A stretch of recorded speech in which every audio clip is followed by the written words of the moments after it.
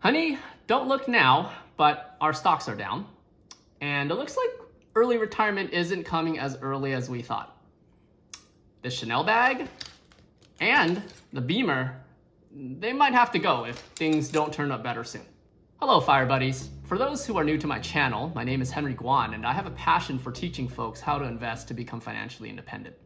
You should listen to me because I have no sponsorships, no links for free stocks, just high quality educational content that will help galvanize your journey to FI. Many folks this past January saw their retirement accounts take quite a beating, and I'll admit, it's time to sell some stocks for a loss. I know. Usually it's buy low and sell high, but given the losses, we have to do something, right?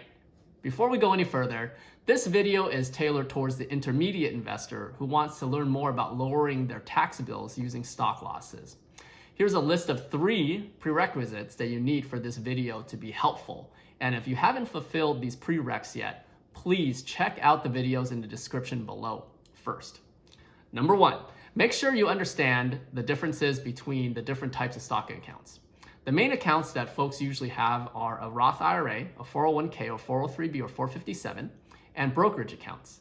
The information in this video only applies to brokerage accounts. Check out the video with the 3 Chanel bags for a simple explanation of the different accounts. You don't need to do anything mentioned in this video with your employer's retirement accounts or your Roth. There will be no additional specific tax advantages. If you don't have an after-tax brokerage account, you don't need to do any of the moves that I'll be mentioning. You can still learn the rules so you know what advantages you can have when you have some extra cash to invest down the line. Number 2, make sure that you're not panic selling or trying to time the bottom. You could get really hurt if you're trying to catch the falling knife. You're investing for the long term, so ignore the noise in the financial news written to get clicks and shares. Number 3, please do not sell your stocks without 1, watching this entire video, and 2, looking up all the details yourself and potentially consulting your tax accountant to make sure that you don't mess anything up. Okay, so the main goal of this video is to teach you how and why you want to sell your stocks to reduce your taxes. First, why should you listen to me? This is public information. A simple Google search and reading a bit on Investopedia can confirm everything that I will say. But I will say it with pizzazz so that you may actually take action. So listen carefully. You're not truly exiting the stock market. The good news is that the government allows us to deduct our stock losses against our stock gains if you follow certain rules that we will go over, so that we will owe less tax on the stocks that have been performing well. And if our losses exceed our gains, we can deduct up to $3,000 of stock losses against our ordinary income from our usual jobs. If you net more than $3,000 in stock losses, let's say $9,000 as an example, you can deduct $3,000 a year for 3 years total against your ordinary income. First, let's talk about which account this applies to, the brokerage account. Let's go over how taxes work in this account. You contribute to a brokerage account with after-tax money, meaning for most employees or self-employed folks, money that comes from your direct deposit from your work paycheck or from your gigs. Piggybacking off my previous video, the account is represented by this Chanel 19 bag.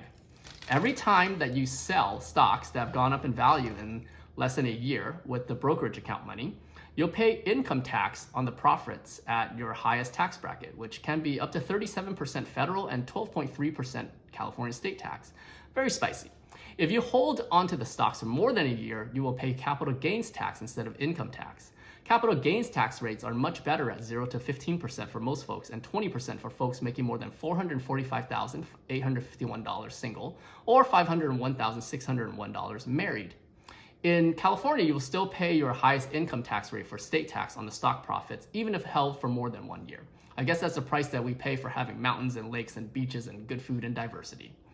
The key is that you pay tax only on the profits, not on the entire amount of your stocks. Okay, so why should you sell stocks at a loss?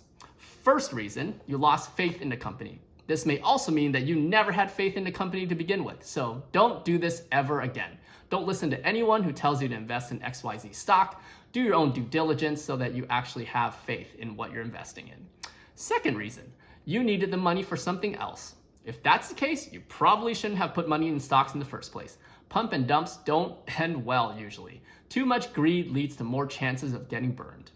third reason to sell stocks at a loss, and the only reasonable reason, in my opinion, tax loss harvesting. Let me demonstrate what you will be doing. Let's say in your brokerage account, you had invested in some shares of Tesla that have lost money. You can sell those shares, lock in the loss, and let's say you also have some shares of Johnson & Johnson that have gained money. You can sell the J&J shares and lock in that gain. The amount of loss from your Tesla stock can offset the exact amount of the J&J gain, and you won't have to pay tax on the J&J gain. Another way to use tax loss harvesting is with ETFs. So say that one of your ETFs or mutual funds is down. You are doing this long-term sustainable thing, investing in the S&P 500 because you believe the future of these big companies is advancing towards more efficiency and the economy will grow and strengthening as more people enter the workforce and create goods, etc. But the ETFs or mutual funds you bought toward the end of last year, in December 2021, are now down in the short term. You can sell your S&P 500 ETF, say VOO, which I will represent with this Lego X-Wing, and you can buy SCHB for the current market price, which I'll represent with this Lego Snowspeeder. One main rule is that they have to be substantially different. Even though they share similar parts, they have different Legos.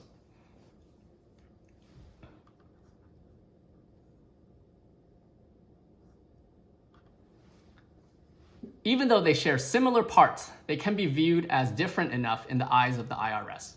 One has 500 companies, VOO. The other, SCHB, has thousands. Even though they share some of the same components, same companies, that's okay. The proportion of each company is different enough. Now, I would avoid selling VOO and buying, let's say, SCHX, which is Schwab's version of the S&P 500 ETF. That'll be a no-no because the IRS looks at these as almost identical. Again, you can tax loss harvest an S&P 500 fund and buy a total stock market index fund, and I personally would do it that way. I like to sell one ETF and immediately buy another so I don't accidentally miss out on some gains that might happen in the middle of the day. And by sitting out for, say, the whole 31 days, you might mess up and miss a quick rebound, which happened in April of 2020. It is also helpful to do this on a boring day where the market isn't so volatile. Now, you may be wondering, can't I just sell my losing stock at a loss, get the tax deduction, and then go right back in the next day with the exact same stock? The IRS has already thought of that. It would be way too sneaky to keep deducting all losses this way. This is officially called violating the wash sale rule, which states that you cannot purchase the same or substantially identical securities or stocks within 30 days. And this is 30 days before and 30 days after you claim the loss. There are a few common ways that some folks accidentally cause a wash sale. For example, automatic dividend reinvestment. If this happens to you, it's not the end of the world. Usually the dividend is small, and it is that small amount that is the wash sale, not the entire loss that you're trying to deduct. Another way to mess this up is if your spouse or a company that you control happens to also purchase the same or substantially similar stock in the 30-day period before and after the loss is locked in. I would also avoid purchasing the same or substantially identical stock or ETF or mutual fund in another account like your IRA. You may be wondering, how do I tax loss harvest? Assuming that you follow all the rules I mentioned, you just have to sell your losing stocks. That's it. If you didn't sell but it's down, you won't get the tax deduction. Your brokerage sends an end of the year report to you and you give that to your accountant. You need to also choose specific shares, aka specific lots of the losing stock to sell. Make sure you choose the shares that are the biggest losers. For example, let's say you bought VOO at $350 and $440, and now it's worth $400. You need to make sure that you choose to sell the shares that you bought at $440 because those are worth less now. Key takeaways. Make sure that you don't purchase the exact same or very similar ETF that you're selling within 30 days, and that is before and after the sale. So really it's a 61-day window that you're looking at. That will trigger a wash sale and negate your tax loss harvesting effort. Look at your automatic dividend reinvestments and your spouse's accounts too, including IRAs. And that's all for today, Fire Buddies. Let me know your questions in the comments about tax loss harvesting. What else do you want to learn about stock investing? Do Do you still feel scared if the stock market drops? What would you want to know to feel more confident about your investments? Feel free to subscribe if you want to learn more. Share this video with someone that has questions about tax deductions for stock losses. Happy investing, and let's get financially savvy together.